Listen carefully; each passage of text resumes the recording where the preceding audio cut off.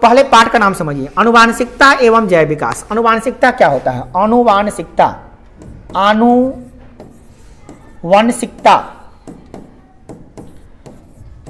आनुवंशिकता एवं जैव का विकास, जैव विकास। इस पाठ का मतलब समझिए। आनुवंशिकता का मतलब होता है वैसा गुण जो एक संतान से दूसरे संतान में ट्रांसफर होता है। मतलब एक माता पिता का गुण बच्चों में जाता है, उसे कहते हैं आनुवांशिकता। जो गुण जाता है उसे कहते हैं आनुवांशिक गुण। जिस विज्ञान के शाखा में हम लोग पढ़ते हैं उसे कहते हैं आनुवांशिकता। ठीक है ना? ध्यान से समझिए तब समझ में आएगा। माता पिता का गुण बच्चों में जाता है, किसी भी जीव में ऐसा होता है। ये जो गुण जाना जाता है उसे कहते हैं आनुवांशिक गुण। क्या कहते हैं? और इन आनुवांशिक गुणों का अध्ययन जो हम करते हैं वो कहलाता है आनुवांशिकता। क्या कहलाता है? और जैव का मतलब होता है जीवित, यानी सजीव। जैव माने जीवित और यानी कि सजीव। और इसका जो विकास होता है वही कहलाता है क्या? जैव विकास। क्या कहलाता है? जैव विकास। अर्थात जीवों का जो विकास होता है वो कैसे हुआ है? क्या आज हम जो मनुष्य हैं जिस रूप में हैं, क्या आज से 500 साल पहले, 5000 साल पहले या 5 लाख साल पहले ऐसे ही थे? तो इसका जवाब आएगा नहीं। हमारा रूप जो आज है ना वो बदला हुआ रूप है और आने वाले समय में भी बदलेगा। इसका कोई गारंटी नहीं है कि हम लोग ऐसे ही रहेंगे इंसान। एक समय था कि ऐसा कहा जाता है कि हमारे जो पूर्वज थे वो बंदर थे। तो उन्होंने क्या, बंदर लोग क्या थे कि भाई 4 पैर से ऐसे चलते थे, डालियों पे छड़ पे, फल को कंदमूल को खाएं, कपड़ा उपड़ा नहीं पहनते थे, ऐसे ही रहते थे, घूमते थे। उसके शरीर पे पूरा बाल हुआ करते थे, पूंछ हुआ करते थे। और उसी का रूप थोड़ा सा बदला और रूप बदला और इस कदर बदला को धीरे धीरे बंदर से क्या, बंदर क्या किया, वो 2 पैर का इस्तेमाल कम करने लगा, 2 पाँव हाथ के इस्तेमाल करने लगा। वो मैंने 4 पाँव था ऐसे, जैसे बच्चा जन्म लेता है, देखते हैं 4 पाँव होता है उसका। धीरे धीरे जैसे बड़ा होता है तो 2 पाँव को ऊपर कर लेता है तो वो हाथ बन जाता है उसका। तो शुरुआती में देखिए 4 पाँव ही होता है उसका, हाथ नहीं होता। वो कहने के लिए हाथ है, मगर करता है, चलता है। देखिए उससे चलता है, तो जिसे चलते हैं उसे क्या कहते हैं? पाँव कहते हैं। तो चारों से चल रहा, चारों क्या हो गया उसका? पाँव। तो हाथ कहाँ उसका? नहीं है। धीरे धीरे खड़ा होने लगता है वो, कहता था थैया, तथा थैया, तथा थैया। वो खड़ा होता है दीवार के सहारे, लकड़ी पकड़ के, कुछ पकड़ के, उंगली पकड़ के, तो उसका चलाते हैं, धीरे धीरे चलता है। देखिए कड़ा विभिन्नताओं के उत्पन्न होने से किसी स्पीशीज का अस्तित्व किस प्रकार बढ़ जाता है। देखिए कोई भी जीव में विभिन्नता होना जरूरी है। हम सब मनुष्य हैं तो नहीं है, तो ध्यान दो, सब मनुष्य हैं, सबका क्वालिटी अलग अलग है, थोड़ा थोड़ा। सबको धूप सहने की क्षमता, ठंडा सहने की क्षमता अलग अलग है। किसी किसी को मान लो मनुष्य का तापमान, मान लो इतना तापमान पे रह सकता है जिंदा, कि भैया अगर -10 सेंटीग्रेड तापमान है तो उतना पे रह सकते हो जिंदा। ठीक है? तो सब आदमी हम लोग हैं और इतना तापमान हुआ तो हम लोग जिंदा है। कभी ऐसा हो गया अचानक तापमान गिर के इतना हो गया तो सब लोग क्या होगा? मरने लगेगा, मर जाएगा। मगर 4-5 लोग जिंदा रह गया, उसमें बच गया, तो हम कहेंगे 4-5 लोगों में क्षमता ज़्यादा था ठंडा सहने की, तो बच जाएगा। तो अलग है थोड़ा सा, तब ना बच गया वो। और सब एक के लेखन आता तो सब मर जाता। चाहे ऐसा होता है कि गर्मी पर तापमान कितना, मान लो कि भाई 60 डिग्री सेल्सियस तापमान पे जिंदा रह लेते हैं हम लोग, उससे ज़्यादा होगा तो मर जाएंगे। मान लेते हैं 61 होगा तो हम लोग मर जाएंगे। ऐसा 61 हो गया तापमान, नहीं 61 नहीं 70 हो गया, तो यो 4-5 आदमी जिंदा है, बाकी सब आदमी धरती का मर गया। तो 4-5 आदमी जिंदा है ना, तो 4-5 आदमी कौन है? उसको पावर, उसको हुकूकी चल रहा है मगर मरा नहीं है। गर्मी से हुकूकी चल रहा है, सांस निकलने वाला है मगर मरा नहीं है, बचा हुआ है। इसका मतलब क्या है? उसको थोड़ा सा अलग है। तो थोड़ा सा अलग होने से ठीक ना रहता है कि बच जाएगा वो। तो विभिन्नता होना क्या है? स्पेसीज के अस्तित्व को बढ़ा देती है, अच्छी बात है। विभिन्नता होगा तभी ना जिंदा रहेगा वो, है कि नहीं है? तो हमने जैव का विकास होगा, वही 4-5 आदमी जो बचा हुआ है, फिर बच्चा पैदा करते करते, जनन करते करते क्या हो जाएगा? फिर एक समाज बना देगा, फिर देश बना देगा वो, फिर इंडिया पाकिस्तान जब बनेगा उस चीज़ से। नहीं समझ में आ रहा है? ऐसे ही होता है। अगला क्वेश्चन है क्वेश्चन नंबर 3, क्वेश्चन नंबर 1 आ रहा है फिर कि मेंडल के प्रयोग द्वारा कैसे पता चला कि लक्षण प्रभावी अथवा अप्रभावी होते हैं। मेंडल साहब आनुवांशिकता के जनक माने जाते हैं, जॉर्ज ग्रेयर मेंडल। क्या नाम है उनका? उनका नाम बड़ा अच्छा है उनका नाम है ग्रेगर जॉन मेंडल है, सॉरी ग्रेगर जॉन मेंडल। 1882 ईस्वी में जन्मे, 1884 ईस्वी में मर गए, 22 में जन्म लिए, 84 में मर गए, बहुत कम रखे। इन्होंने क्या किया, बहुत ही कम उम्र में रिसर्च किया कि आखिर कैसे कैसे कोई लक्षण प्रभावी होता है। उससे पहले हाइब्रिड नहीं था, कहा था फादर ऑफ हेरिडिटी, यही है मेंडल साहब। पूछेगा परीक्षा में तो सुन तो लो भाई, सुन तो लो, उतरने के उलटे। आनुवांशिकता के जनक किसे कहा जाता है? मेंडल साहब को। क्या कहता है? मेंडल साहब को, मेंडल। ठीक है, पूरा नाम याद करेंगे उतनी। मेंडल साहब को क्या कहता है? मेंडल। आनुवांशिकता के पिता। क्या? आनुवांशिकता। क्या? आनुवंशिकता, ये भी गलती लिखता लोग। आनुवंशिकता के जनक या फादर ऑफ हेरिडिटी। क्या? Father of heredity. लंबा और एक बौना का क्या किया? संस्करण कराया, और संस्करण कराने के बाद एक नया मटर निकला, एक नया मटर का पौधा निकला, जिसको क्या कह सकते हैं आप? प्रथम पीढ़ी का। क्या? प्रथम पीढ़ी F1। क्या कहेंगे उसको? F1, प्रथम पीढ़ी का मटर बना। ठीक है, सभी मटर के पौधे लंबे लंबे थे। ये सब कैसा निकला? लंबा। क्या निकला? लंबा। इसमें संजोग हुआ क्या कि सब लंबे लंबे निकल गया। ठीक है ना, लंबा निकल गया। अब बात को ध्यान से समझिएगा। फिर उसके बाद तो प्रथम संस्करण F1 में सभी मटर के पौधे लंबे हो गए। इसका अर्थ यह हुआ कि लंबाई का जो लक्षण है वो प्रभावी हुआ। मतलब क्या? लंबा होने वाला प्रभावी हुआ, क्योंकि दो को था, वो लंबा को बौना था, उसका बच्चा जो हुआ वो लंबा हो गया। तो हम क्या कहेंगे? लंबा वाला प्रभाव हो गया इसमें। नहीं, उसके बाद और बौने का लक्षण प्रदर्शित नहीं हुआ। जब मेंडल ने F1 पीढ़ी के पौधे को स्वपरागण कराया, मतलब फिर परागण हुआ, स्वपरागण पढ़े थे ना, परागण की क्रिया, बीजाणु का माने कि क्या? याद कीजिए, पुंकेसर में क्या होता है? पुंकेसर का वर्तिकाग्र पे पढ़ना ही क्या कहलाता है? परागण होता है। उसी फूल का पड़े तो स्वपरागण, दूसरा फूल का पड़े तो परपरागण। याद आया? याद रखिएगा उसको। तो फिर उन्होंने परागण कराया, स्वपरागण मतलब उसी मटर का मटर परागण। तो F1 पीढ़ी का बना, में दोनों लक्षण दिखाई देते हैं, लंबे पौधे भी थे और बौने पौधे भी। फिर इसमें क्या किया? इसमें लंबा और बौना दोनों से कराया। तो फिर पाया क्या? F2 पीढ़ी का जब बना उसमें, तो मटर जो बना वो मटर कैसा बना? वो बौना भी बना और क्या हुआ? लंबा भी बना। प्रथम पीढ़ी में क्या बना था? लंबा बना था। और इस पीढ़ी में क्या बन रहा है? लंबा और बौना दोनों बन रहा है। लंबा और बौना दोनों बन रहा है। ठीक है ना, इस तरह से हुआ। इस प्रकार से आप देखें क्या कि इसमें रेशियो क्या बना? तो लंबा बना 3, बौना बना 1। लंबा कितना बना? 3 और बौना बना 1, यानी कि 3:1 का रेशियो बना। ठीक है ना, लंबा रेशियो। आज हम लोग पढ़ेंगे कि मानव में लिंग का निर्धारण कैसे होता है। मतलब एक मनुष्य का जो बच्चा होता है, गर्भ में जो पल रहा बच्चा है, ये लड़का है कि लड़की, ये कैसे निर्धारण होता है।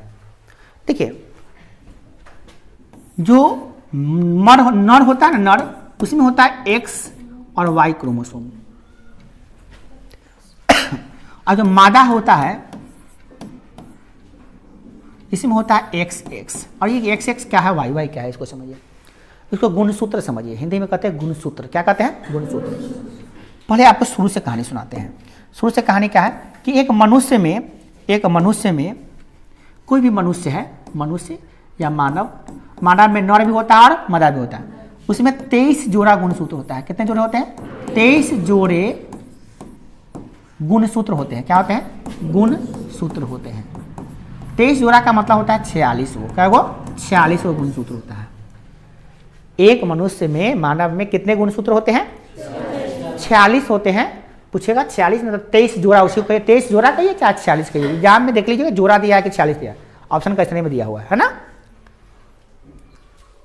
उसमें से 22 जोड़े जो होते हैं ना, वो डिपेंड करते हैं कि नाक कैसा होगा, कान कैसा होगा, आंख कहाँ होगा, ये सब डिपेंड करते हैं। और एक जोड़ा लिंगी गुणसूत्र होता है। क्या होता है? लिंगी गुणसूत्र कितने होते हैं? लिंगी गुणसूत्र, लिंगी गुणसूत्र, लिंगी गुणसूत्र उसे कहते हैं जो लिंग का निर्धारण करते हैं। मतलब कि वो वही गुणसूत्र होते हैं। लिंगी गुणसूत्र कितने होते हैं? तो एक जोड़ा होता है। कितना होता है? एक जोड़ा, यानी क्या गो? 2 गो। ठीक है ना। जो नर में जो एक जोड़ा होता है, एक जोड़ा में 2 गो, तो नर में होता है XX। क्या होता है? और मादा में क्या होता है? X नहीं, नर में होता है XY। क्या होता है? XY। और मादा में क्या होता है? XX। नर में क्या होता है? XY और मादा में क्या होता है? तो यही XY या XX वाला जो होता है ना, यही निर्धारण करता है कि वो लड़का होगा कि लड़की। मतलब उसमें उसके सही में नर जनन तंत्र बनने वाला है कि मादा जनन तंत्र। देखिए देखने में हूबहू आप लोग नर में और मादा में कोई अंतर है? नर और मादा में कोई अंतर नहीं है। नाक, मुंह, कान सब कुछ ठीक ठाक है। क्या अलग है? क्या अलग है? तो वही जनन तंत्र अलग है। जिसमें नर जनन तंत्र है वो नर हो गया, और जिसमें मादा जनन तंत्र है वो मादा हो गया। यही अंतर होता है, नहीं तो बाकी सब लगभग सेम है। कौन अलग कर दे रहा है? तो यही X। अगर बच्चा में XY हो गया तो क्या हो गया? नर होगा। और दोनों XX हो गया तो मादा हो गया। अब होता क्या है, जब गुणसूत्र बनता है ना, जब गुणसूत्र बन रहा होता है ना, जब गुणसूत्र का विभाजन हो रहा होता है, तो उस समय क्या होता है? गुणसूत्र के विभाजन के समय में अब प्रॉब्लम क्या है कि जब लड़का का मादा के पास क्या है? XX। माने जो माता है, माता जो है उसके पास क्या है? XX। और जो पिता है उसके पास क्या है? पिता के पास क्या है? देखिए पिता के पास XY है ना। पिता के पास XY, माता के पास XX। तो माता जब भी देगी तो क्या देगी? क्या देगी? X। क्या ये Y दे सकती है? क्या बेचारी Y दे सकती है? जोर से बोलिए, दे सकती है? किसी भी कीमत पर? क्या देगी? X गुणसूत्र देगी। क्या देगी? X गुणसूत्र दे देगी। और जेंस के ऊपर डिपेंड पड़ता है, जेंस की तरफ से क्या आ रहा है। ये खाली में जेंस की जगह पे क्या आने वाला है? जेंस के जगह पे क्या आएगा? मादा तो X दे दिया, आ गया मादा का X। मादा का जो XX था वो आ गया X। जेंस क्या देगा? जेंस से अगर आ गया X तो ये क्या हो गया? लड़की। क्या होगा बच्चा? लड़की होगा। और वही बात अगर लड़का कैसे होगा? तो मादा क्या देगी? माता क्या देगी? X से दे सकती है कि और कुछ दे सकती है? X से दे सकती है, Y नहीं दे सकती।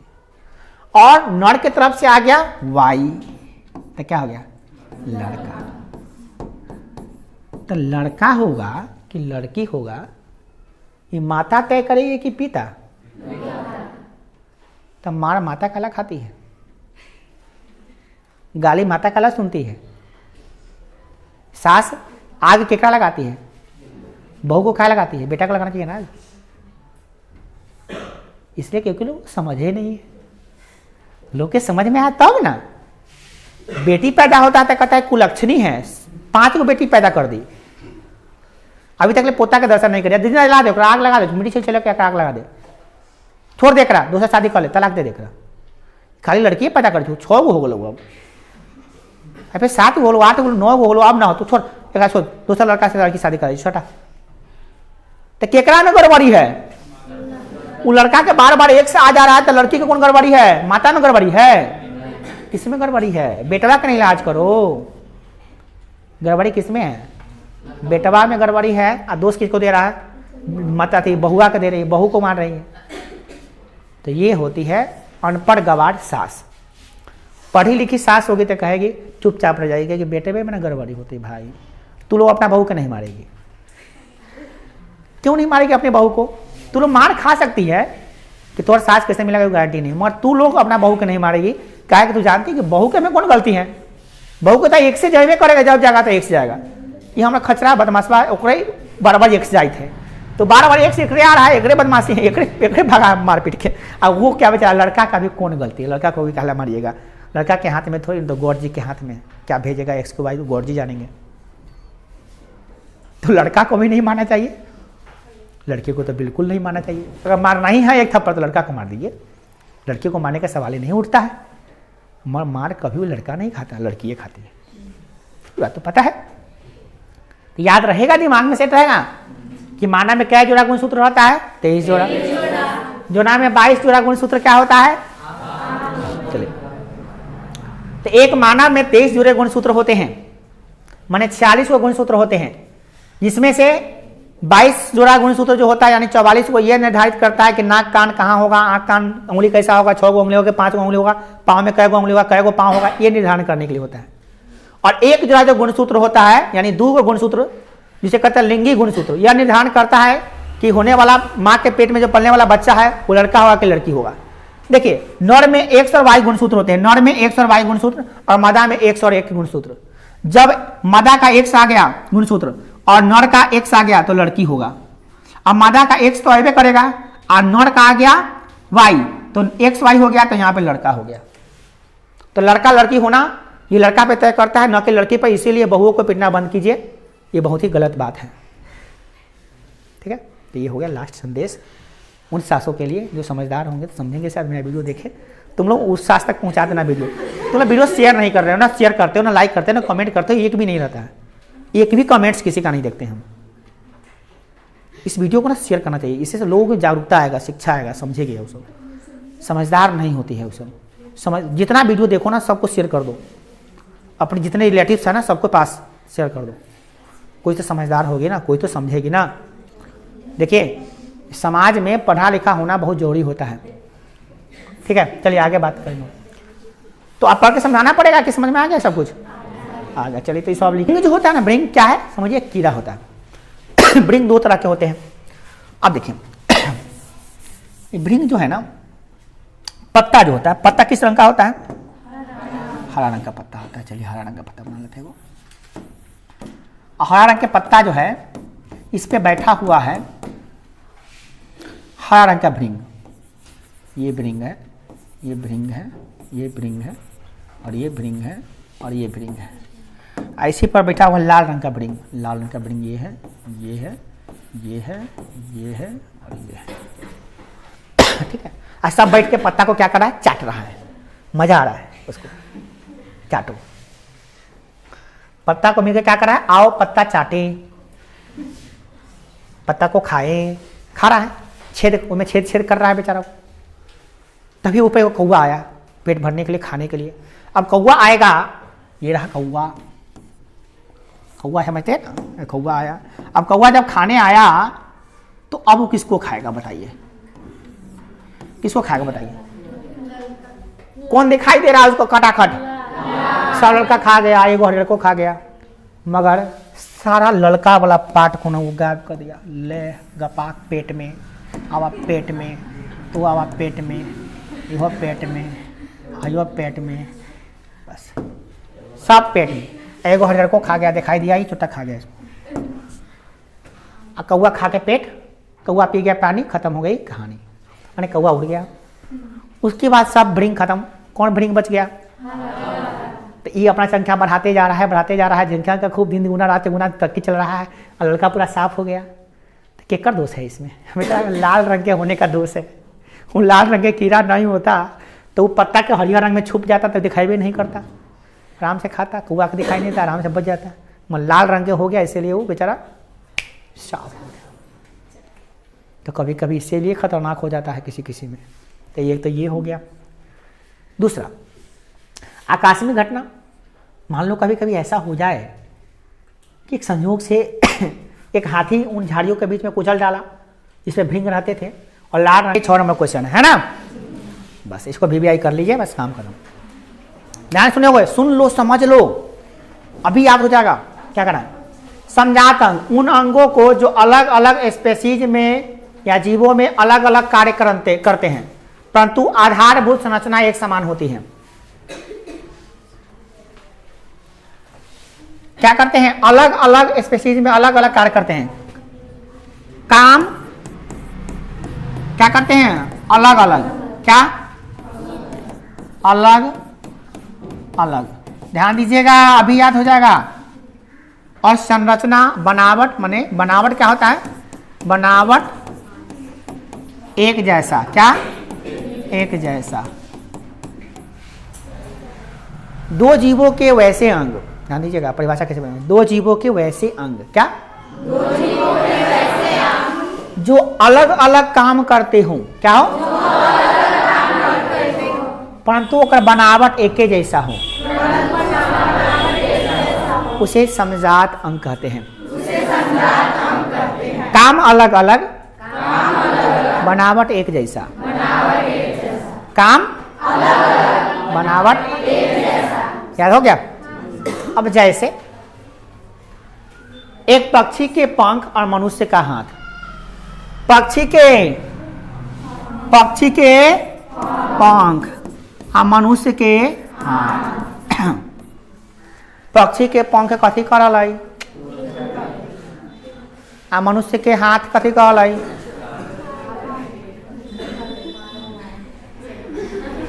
पढ़े के, खेले के, दौड़े के, है ना?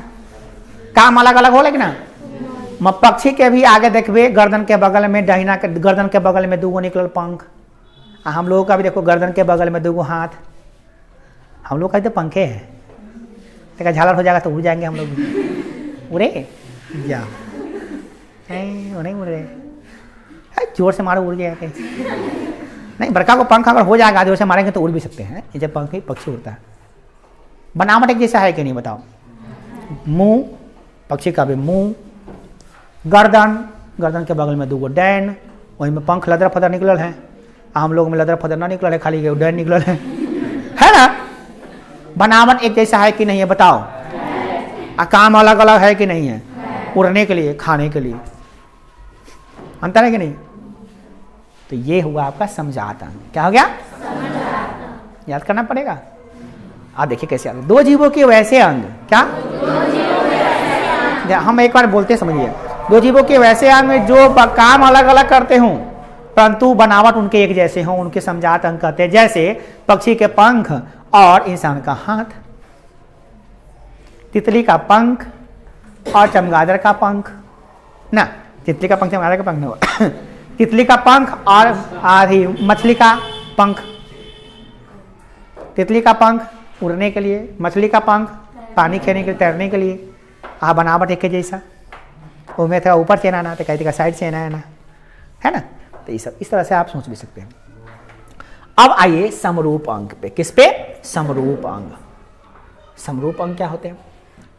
इसमें क्या होता है? समरूप अंग ऐसे अंग जो अलग अलग जीवों में समान कार्य करते हैं। काम एक जैसा, काम एक जैसा। अब बनावट अलग अलग। क्या? अलग अलग। इतने तो याद रखना है। काम एक जैसा, बनावट जैसे देखिए, जैसे देख लेते हैं तितली के पंख और कबूतर के पंख। तितली के पंख से कौन काम? उड़ने का। और कबूतर के पंख से कौन काम? उड़ने का। तितली का पंख पूरे बॉडी में से छतरा रहता है, और कबूतर का पंख खाली हाथ कंधा के बगल में से निकल रहता है। दोनों में अंतर है, बनावट होकर अलग अलग होता है। गौर से देखना, किताब में चित्र बना के दे ले, घरे देखना, अभी नहीं। फिर देखो एक बात और करा, कबूतर के पंख में हड्डी, कबूतर के पंख में हड्डियां होती है, तितली के पंख में हड्डी। देखो तो बनावट अलग अलग हुआ कि नहीं हो गया? देखने में तो सीधी बात। कबूतर के पंख कथी करता है? उड़ने के काम। तितली के पंख उड़ने का काम। तितली के पंख में हड्डी नहीं है और कबूतर के पंख में हड्डी है, तो बनावट अलग अलग हो गया। काम एक जैसा और बनावट अलग अलग। एगो में हड्डी है, एगो में हड्डी नहीं है। कोई दिक्कत?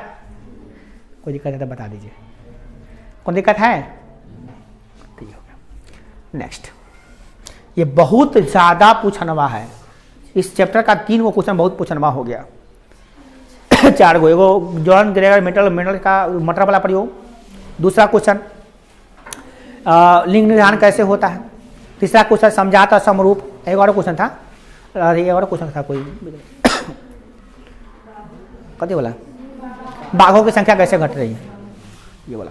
तो ये 4 क्वेश्चन काफ़ी इंपॉर्टेंट हो, चारों को एकदम जाके घटिए लीजिएगा। ये ज़्यादा जो नहीं पढ़ा रहे हैं उसको पढ़िएगा, नहीं पढ़िएगा, खाना पढ़िएगा फालतू में, टाइम ज़्यादा नहीं लगाने का, अभी टाइम है नहीं। चलिए अब चलते हैं थोड़ा सा फिर ऊपर की तरफ।